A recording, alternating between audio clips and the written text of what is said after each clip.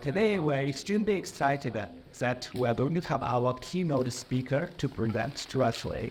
And so we have Professor Lisa Bastarache to coming from University of Vanderbilt. So today she's going to present us phenotypes data quality in biobank research, why you should worry and what you can do about it.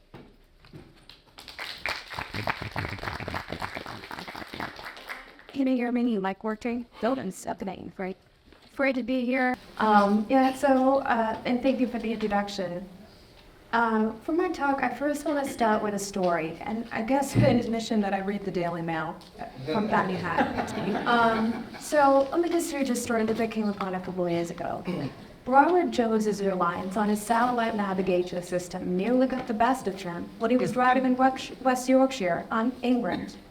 The road began to steepen and narrow, but still, he'd run gone. He kept insisting the path was a road, he later explained, so I just trusted it. Jones only realized how wrong he was, and his car bumped up against a thin wire fence, just inches from Huddersfield drop. When I read this story, it brought to mind a famous dictum from a guy called Alfred Korzybski, where he said, "The map is not the territory it represents." Korzybski was an independent scholar and seemingly committed weirdo who was very concerned with what he saw as a rampant confusion and conflation between representation and reality itself. And he felt that the tendency to treat models as real like untold errors. Korzybski's warnings really brought a measure of concern to myself, because for the past 15 years, I've been studying a variety of diseases from hypothyroidism to cystic fibrosis. Or had I? Because if I'm being honest, I've never seen a single patient in my entire life. What I've been doing is studying electronic health record data that I'm hoping actually represents the real diseases that I claim to study. So my map, the EHR, so to speak, may or may not be of the greatest integrity. I had to ask myself, could this work be leading me astray? Could this be producing hallucinations of truth? And could I be headed towards a metaphorical cliff? So Korzybski claimed to have a solution, or at least a partial solution to this problem, which he wrote about in his 1933 book called Science and Sanity. Since the book was out of copyright and I was motivated to find an answer, I tried to read the book, and I failed. The book is odd. It's like sprawling, nearly 800 pages. It goes from topics of physics to chemistry to biology. It even has this chapter on mathematics and a polemic about the concept of infinity, which I'll admit I'm kind of sympathetic to, but I really wasn't able to understand. So this to me was one of those books that was either a work of total genius or madness, and that I lacked the capacity to tell the difference. And actually, a book review that I found after I failed reading this wasn't quite as kind as I was. It opened with the sentence, "Despite this title, this book is neither scientific nor sane." It was just So I couldn't shake this warning, this idea about representation and reality. And it seemed ever more pertinent than it did in 1933, because our representations and models are becoming more vivid, more complex, more pervasive than ever before. And I wanted to understand this problem, even though it was quite inconvenient for my career track, because it had so much importance for genetics itself. Because as many of you know, the study of genetics has migrated almost entirely to using biobank data. And much of the phenotypic data that we use to study genetics actually is sourced from the electronic health record as a result. And so taking another tack, I decided to just look back a little bit on the history of how we got to this situation and how we started using EHRs for our main source of phenotypic information. And I think a good place to start the story is in 2005, in what is claimed to be the first successful genome-wide association study for age-related macular degeneration. Maybe many of you have seen this odd Kondo Manhattan plot that they produced, where they demonstrated that they found two significant associations in a gene called CHI. The study itself had a very modest sample size, to say the least. 96 cases are kidney controls. But how did they do the phenotyping? They actually looked at a fundus photo of every single one of the cases and controls. it was an extremely pure classification in that regard. The next study that I think is quite relevant for this story and many other stories, is the amazing Wellcome Trust Case Consortium study, published in 2007. This study sought to run GWASs on 7 different diseases. One of the innovations they made is that they used shared controls for these studies. But they also took different approaches for the different phenotypes that they used. Still quite rigorous, though. For instance, bipolar disorder. All of the subjects who were considered cases were interviewed by clinical psychologists. For coronary artery disease, there was independent verification of this, of all cases, either through direct examination, reading the medical record, or via talking to the patient. But while this was a very rigorous, incredibly successful and important study, it was also extremely expensive. On the website, when they announced the results of the study in 2007, the Wellcome Trust said it cost £9 million, which of course had people asking, is there a better way? And pretty soon, and this is when I started working in the field, people did start exploring a different way, a way that we can scale the number of cases that we could study, because GWAS, of course, is always hungry for more cases and controls. And that is to use the electronic health record. Because after all, those people who had coronary artery disease, they went to their doctor, and that was recorded in their medical records. Might we be able to use all that information to actually do these types of genetic studies? And the idea, which really was germinating at Vanderbilt a little bit before I arrived, around 2008, was a really timely one, because EHR adoption had really taken off in the US. And believe it or not, it was not that long ago when people were still using paper records. So when the AMD study was published in 2005, only 24% of physicians used electronic health records, which had doubled in 3 years due to incentives from the government. But what is the EHR? This is a tricky question. I've gone through many metaphors and visualizations to try to explain what I believe the EHR is, and lately I've been using this nice illustration from the National Park Service. The EHR isn't really one thing. It's actually many different data types that are all lumped together, all of different sources and types and genres. At the very top, in the place where I mine a lot of data, is coded data, ICDs, CPTs, and things like that. And the things like medications, laboratory results, etc. All the way down to progress notes that are written in prose or just natural language, and clinical communications and clinical summaries. So all of this information is available in a full electronic health record, but one thing that's a little bit disconcerting and inconvenient is that oftentimes, if you sample from different layers to try to find, let's say, case control status for something like type 2 diabetes, you oftentimes get contradictory results. So this is an older figure that was adapted for a paper that I wrote a couple of years ago, where they looked at different sources of truth, problem list diagnoses, medications, or labs to determine who has type 2 diabetes. And you can see from this Euler diagram that they don't entirely line up. So when the folks at Vanderbilt wanted to look at repurposing electronic health records to do the genetic data, they decided to take an algorithmic approach. Not just rely on one type of data to find the truth, but to combine multiple. Things like ICD codes, clinical notes, medications, labs, and test results. All of these data elements could be combined into an algorithm that was oftentimes designed in collaboration with a clinical expert and an ASO physician. And after that algorithm was devised, they would create a manual review set. And this is a process we do all the time, and I do for your core all the time as well. This is really tried and true. The manual review requires that somebody goes in and actually reads the chart and thinks about it, gets a set of gold standard cases and controls, and then you can compare the results of your algorithm to see if it's good enough. And in this study, and in many subsequent, good enough is oftentimes defined as 95% cognitive development. If the algorithm doesn't reach that 95% PPV, then you kind of rinse and repeat until the algorithm is refined. At that point, you can deploy it in your biobank and do your genetic study. So did this actually work? When I reflect on this, and I didn't participate in this study, but I think it was a bit of a crazy idea that I would say a priori I probably wouldn't have thought worked. But the way that they established it, I think, was really elegant, and it's through replication. So at that time, by around 2009, 2010, there was a number of different genome-wide association studies that had been published, including the Wellcome Trust. And so they attempted to eradicate, in a pretty small sample, known associations. So here you can see these are positive controls. These are associations that are denoted by this red square, which shows the odds ratio.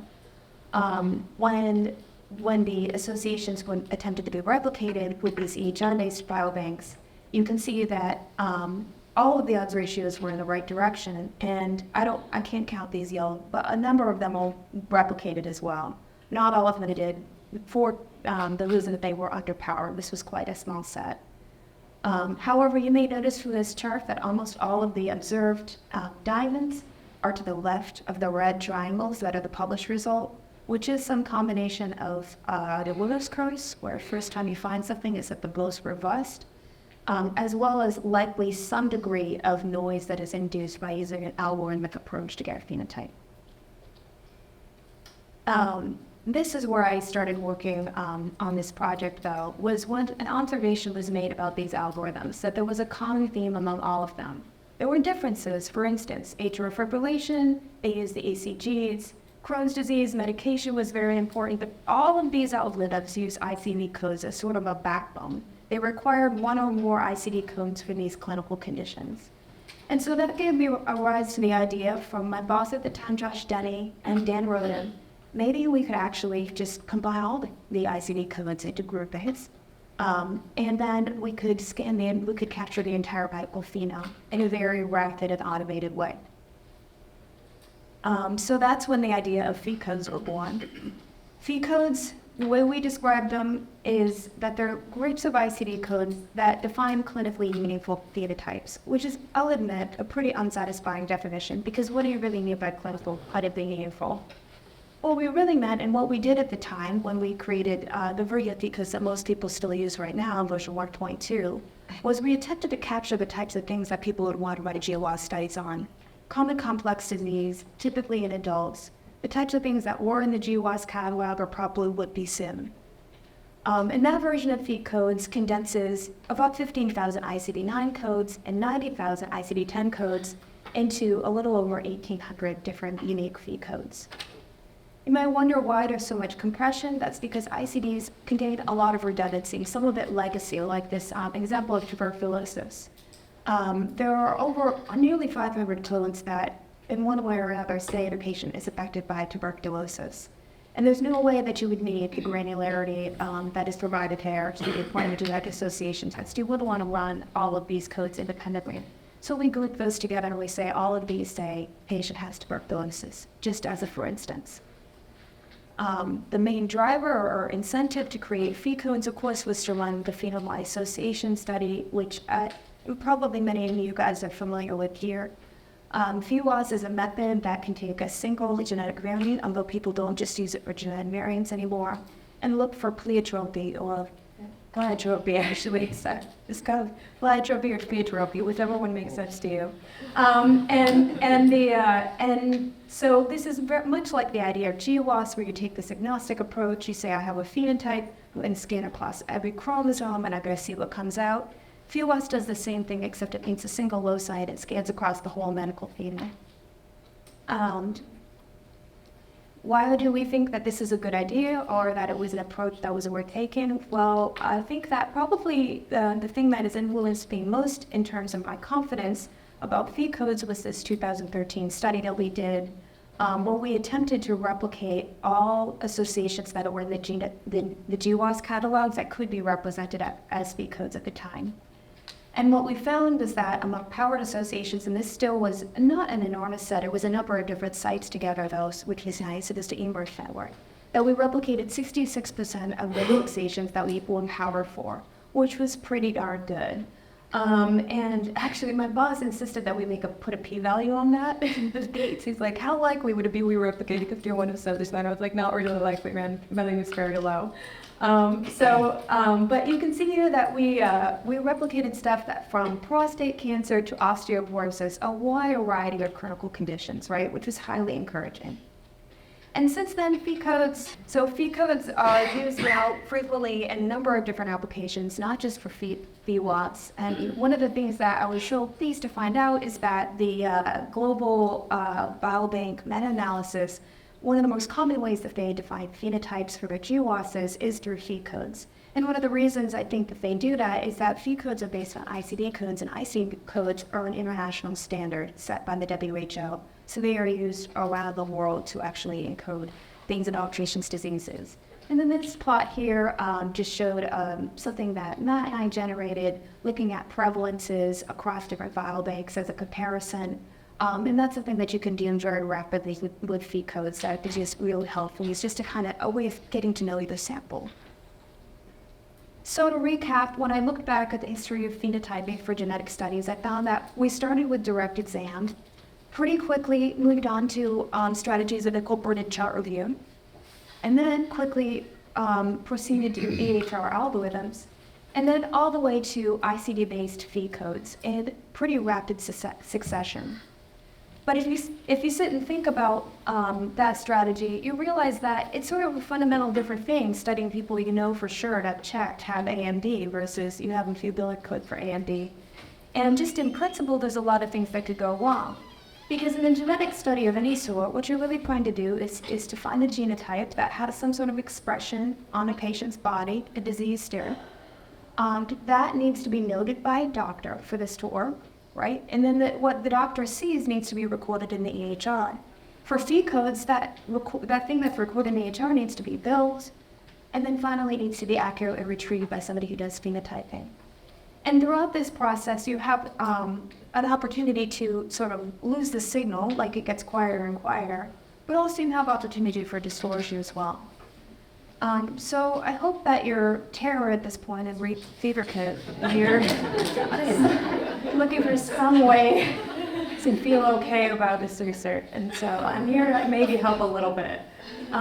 This part of my talk, the second part of my talk is themed out as Smoke the Bear because one of my colleagues once told me that I was like the Smoke the Bear of HR research. I was telling people what they could do to add research, and actually, we're not sure if that was meant as a compliment, but I decided to embrace it. So this is what you can do about that. So first, I just want to reflect and kind of celebrate how amazing quality control is with genetic study. I don't have no involvement in this at all. I'm just sitting in my lap, and everybody else who does see like that. But there's just done a fantastic pipeline that has been set up to ensure that those APCs and genes that we're getting, that we're using for genetic data, are accurate, right? And that includes call rates, Hardy-Weinberg, they could do allele frequency comparisons with reference sets, etc. And so this is a very robust approach, and I think it's one of the reasons that we enjoy such an amazing and high replicability of genome association studies. But when you contrast that with the quality control for phenotyping, you see a very different story. There is essentially no, to my knowledge, systematic quality control that you can do on a phenome when you're doing biobank research. There are different approaches that you can do for individual phenotypes. You could go back to 2005 and actually meet the patient to get to them. You could do chart review, you could do that validation process that I described. But these approaches do have limitations, and I think they become even more critical as we're starting to use biobanks like UK Biobank and all of us, which do not have medical record data. So that approach of doing the tried and true gold standard comparison, not possible anymore for these large resources. I will make a side note though, I think this is one of the reasons that biobanks like what you have here that are linked to EHR data is so important to the data ecosystem, because I think we shouldn't have abandoned that skepticism of these phenotypes, and you all have the opportunity if you want to go the extra mile to do that kind of validation. So the other limitation is that even if you do have the EHR, with phi codes we have over 1,800 phenotypes. It's very difficult to scale that method in, very time-consuming to make those kind of algorithms. And so my partial solution that I offer to this, or what I believe is the first systematic phenome-wide means of doing quality control, to go back to the GWAS catalog, which has turned into an incredible and rich source of potential replicants that we can use to look at our data quality. And my belief is that this is not particularly, this is something that people have to do intuitively a lot, although it didn't seem to be talked about a lot in the literature, is that you can infer phenotype quality through the process of observing how well associations replicate in your biobank data. The principle is that in any large biobank cohort, there are a lot of associations that you should be able to replicate. and that if you fail to replicate these associations, that could be a red flag, an indication of some sort of data quality problem. Although there's a lot of reasons, failure to replicate is quite a complex phenomenon, which I'll delve into very slightly in a moment. To set up this pool that we developed, we relied on it's really a nice 2007 Nature paper from NCI and HGRI, where this was in the early days of GWAS, and they wanted to think, okay, we want to set out some guidelines of what we think is required to do a replication study in GWAS. And some of the criteria are pretty straightforward. For instance, they said they should be powered. That makes a lot of sense. They also said that when you do an application study, the same or a very similar phenotype should be used. That is actually a bit, I would say, that's sweeping a lot of complexity into the rug, because what exactly does a very similar phenotype mean? And even when two people call something type 2 diabetes, you might be calling something different. Clinical guidelines change and meanings change of what we put the words over. But still, that is fairly straightforward. More complicated, though, they recommended that a similar population should be studied. And as try as I might, I looked at a lot of our papers. Nobody's ever really delved in more deeply into this. What do we mean by similar population? Can we mean similar age, similar comorbidity, similar gender balance? I guess this is up to the user to decide, and we had to make decisions about this and did the best we could. And then we should use a similar genetic model, which is almost always an additive model, basically. So using this criteria, our goal was to extract a set of associations from the GWAS catalog that met those criteria for what I'm going to call a general biobank, such as you have here, and that we have that files here. So what we did was we created what was called the phenotype genotype reference map. And we started with all of these GWAS catalog associations, eliminated all the continuous traits because the phenotype genotype map works with phen codes, which are binary traits. We filtered out a lot of associations that had missing statistics from the GWAS catalog. They did their best. We filtered out associations that didn't meet genome-wide significance, non-standard, like haplotypes, HLA types and such. And then we attempted to map all the remaining diseases that we had to phe codes. We had to filter out those that didn't have any phe code representation, like let's say green eye color or something that's just not present in the medical billing structure. And we also filtered out associations that were of modified phenotypes, let's say breast cancer in BRCA negative patients. That was considered a modified phenotype. Or type 2 a real failure in patients with type 2 diabetes, for instance. And ultimately, after we did all of this filtering, it resulted in this map, which we call the PGRM. And these are associations that you should be able to find in this data set. The PGRM, we normalized all the variants for you, which was really meaningful, and also have a map for 19 to 38 builds, so that you could very easily find these associations. We annotated everything by ancestry of the source cohort, as well as the risk allele direction, which required actually reading a bunch of these publications, unfortunately, or the supplements at least, and we standardized these phenotypes with phe codes. And so then we collaborated with some folks here at Michigan to benchmark the phenotype genotype reference map for what we're calling mature biobanks. Biobanks that have been around long enough that probably don't have any serious problems. We looked at two cohorts in BioView, a European ancestry cohort and an African ancestry cohort, as well as UK Biobank and Biobank Japan, PC ancestry. And what we found is we defined this metrics of the replication rate given 80% power, is that these biobanks did very, very well. They all replicated at least 76% of those associations, and you can see there are hundreds of them that are split across the whole phenome. We also created this additional metric called the actual versus expected ratio, which is just another way of looking at how many, given your power, how many associations do we expect to replicate, how many did you actually replicate? So one of the things that I think could be very useful for using the PGRM, which I should have mentioned, this is something that I've been doing for many, many years with biobanks. Every time I get a new data set, since we did that 2013 publication, I would compute a replication rate. It wasn't as formalized and nice as PGRM, but I have caught so many situations where there's been problems with data. And I know many of you are going to have the same scar tissue from down a lot of analysis. That just things go wrong when you move data around, right?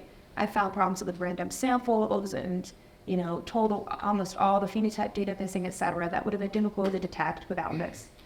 So this figure here shows that we took just in the biology sample, added we randomly shuffled 10% of the cases, 20% of the cases, etc., and found that the replication rate significantly decreased with almost every step downward. So what this told us is that if there's some sort of corruption in your data or some subcohort therein, then the PGRM might be able to flag the signal for you. There were also a number of kind of lingering questions that we had about cheat codes and are best to use them when we were able to test. One of them was a long-standing disagreement, I won't tell you what side I was on, of whether we should use exclude ranges. And with the PGRM, we were able to test. Okay, I should say what exclude ranges are. I don't mean to presume familiarity. So phi codes, they define cases by the presence of these ICD codes, but we also define a range of phi codes that say, if you're a control and you have these conditions, you're thrown out of the study, right? So, for instance, if somebody wanted to look at Crohn's disease, people with ulcerative colitis would be filtered out, but people with IBD and ALS would be filtered out, for instance. And while in principle this is a great idea of sort of purifying the tools that you're using, one thing I've learned by using EHR data is that in principle doesn't mean that much. It's all about in practice, and you'll have to be able to use and test all of those assumptions because it will oftentimes be violated. And so what we found in this study was actually using exclude ranges didn't have any positive impact whatsoever on the ability of these biobanks to replicate known genetic associations, which I thought was very interesting. And finally, one of the ways that we just, in the paper, what we tried to do was just say like, hey, look at these cool things you can do with replication experiments. Everybody should be doing replication experiments. Use our map. And so one of the other things that we did was we explored this idea of minimum code count. So with E codes, oftentimes we have this rule of 2, which is that typically cases are defined as having 2 or more codes on unique dates. And that was made on the basis of a number of gold standard chart reviews that we did that on average across phenotypes, some of them were better at 3, some were better at 1, but on average the maximum F measure was at 2. And what we found interestingly across many hundred phenotypes in our study was that in terms of overall balancing sensitivity and specificity, 2 still looked pretty good, although there was variability within the phenotypes. So here what you notice is as you increase the number of codes that you require, your replication rate for what you're powered for goes up and up, and that makes sense, but you're testing fewer and fewer associations, if that makes sense, right? And the biggest jump is from minimal code count 1 to 2. You see the biggest jump in terms of that increase. On the other hand, if you look at the overall replication rate, not taking power into considerations, you peak at minimal code count 2. Anyway, this is not meant to be definitive, and actually I should stop and emphasize here, the waning moments might pop, that none of these things, exclude ranges, you don't need them, minimal code count 2 works. I think that these are the types of decisions that if you, like I said, want to go the extra mile, should be empirically validated on your own cohort. Because not every cohort is going to have the same structure. And I think it is, for that reason, I think it's very important to have tools that are easy to use, that are not going to cause people to be in that, to be able to assess what is the best minimum case count thresholds for my cohort, because it may be different than what is the best for UK Biobank. Finally, I think that there are really interesting things that you can do through replication experiments to learn more about the nature of some of these associations that we have identified and that put in the GWAS catalog. One thing that we looked at was that overall, across all the biobanks and all the phenotypes, are there factors of these studies that are associated with the likelihood of replication of these biobanks? Some of the things were completely unsurprising. For instance, associations with lower p-values were more likely to replicate if they had a lower p-value with the original study. If you had more cases and controls in your test cohort, you are also more likely to replicate. This is completely intuitive. But there was also some interesting factors that pertained to the likelihood that made it less likely to replicate. For instance, and this was really interesting, psychiatric phenotypes was a total outlier in this analysis. When you grouped sequence, you had these categories, and you just looked at replication across these code categories. Like I said, if you plot this out as odds ratios with confidence intervals, psychiatric phenotypes are a real outlier. Across all the biobanks that we tested, they just didn't do very well in terms of replicability, which I think is a really interesting finding. I could speculate there's some other papers that had some supporting evidence that EHR phenotyping for psychiatric phenotypes is really difficult and challenging for special reasons. But I think that this might be an area that could be delved into a little bit more, and perhaps through using some of these associations to start testing out different approaches. Also, interestingly, studies that were published later when controlling for all of the factors that we could possibly think of were less likely to worsen K. And that too is interesting. I hypothesized, and there's this kind of a little bit crazy editorial that I kind of vibed with, which said that, GWAS is losing its status as the paragon of open science and transparent science. Because maybe 10 years ago, people were a little bit more rigorous about reporting what they did, applying all the nice QC metrics, etc. And we've just kind of gotten a little bit loose over the years, and I'm sure I could include myself in that. So I've got casting dispersions. So, but the effect size was not huge. Another thing that we found with the super surprising, we didn't even try it until a reviewer asked us for it, was that larger cohort sizes. Weirdly enough, controlling for all these factors, the bigger the cohort of the source study, the less likely it was to replicate in our cohorts. Which is so counterintuitive because you think bigger study, more accurate, your confidence intervals shrink, right? You get to see them go smaller and smaller, right? I am not sure exactly what's going on here. I did not solve this mystery. I just opened up a can of worms in my paper. I'm just saying what we observed. But there is a really interesting couple of papers from Zhao Meng who points out this thing that he calls the big data paradox. Now, it is not exactly the same Meng that he's talking about, but I think he may be just reinforced a similar phenomenon. What he says brilliantly is that the bigger the data, the surer we fool ourselves. Because when we use bigger and bigger data sets, our confidence intervals get smaller and smaller. But what he says is as our confidence intervals shrink due to larger and larger data, we're less likely to have the true estimate contained within those confidence intervals.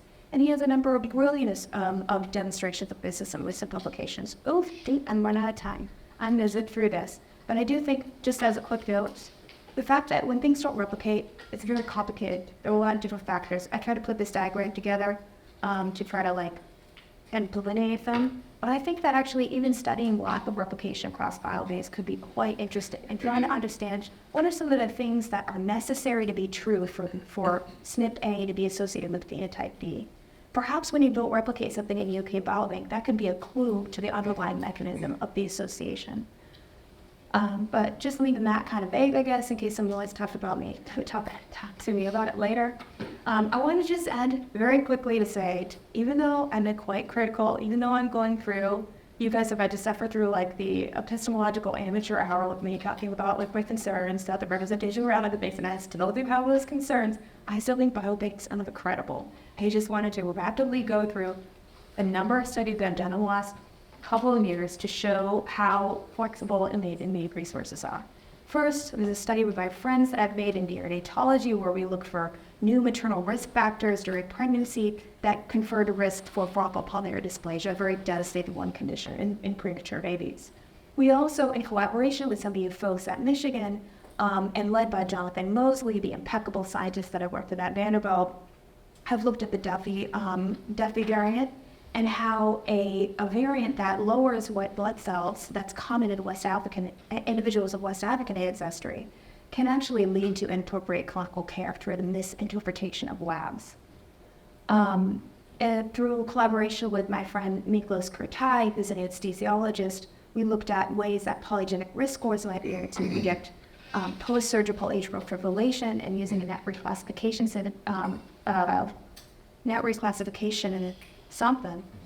Index, thank you. I love this method. Sure, I can't worry about blood on that. We showed, I think, persuasively that it was clinically meaningful, that we could determine a difference.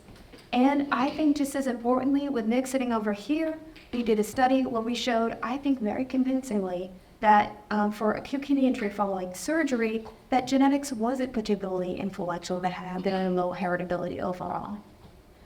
We've been probing, and this is my passion, which I unfortunately, my research passion, I didn't get to talk to you about. This is all means and stuff, is looking at monogenic diseases. We're starting to use these EHR resources to try to expand the phenotype to some of these well-known diseases, including this paper on hereditary cancer syndrome, and we've even used these biobanks to successfully diagnose a patient who was part of the undiagnosed disease network who wouldn't have gotten an answer about the work that we did with our biobank.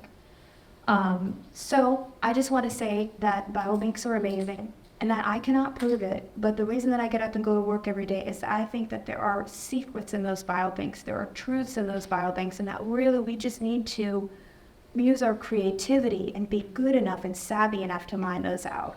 I think if I never got another piece of data in my life, I can spend the rest of my life looking at the data that I already have because they're so deep and rich, but we just have to use our creativity to figure out how to use them. And then finally, we also have to maintain our skepticism. I think that we don't want to be individuals go down this path thinking it's a road, looking only at our GPS. We need to maintain awareness of the fact that EHL is not a perfect representation of reality. Do everything we can to clean it up.